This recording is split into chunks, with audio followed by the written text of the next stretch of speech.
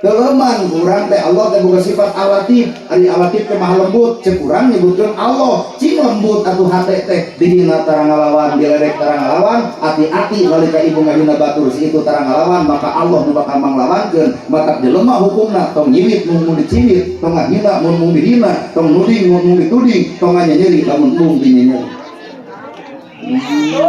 Naon tong nyiwit mau diciwit, tong ngahina mau dihina, tong nyeri batur lamun urang mau nyeri batur, tong sok ngomongkeun batur lamun urang mau diomongkeun.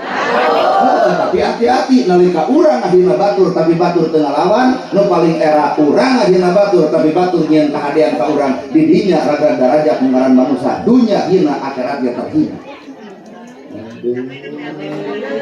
Sarua lamun dibere nu kieu mah da kalakuan maranehanana. Benar. Disangkana ngeureun salat teh jeung surga we. Disangkana maca Quran teh jeung surga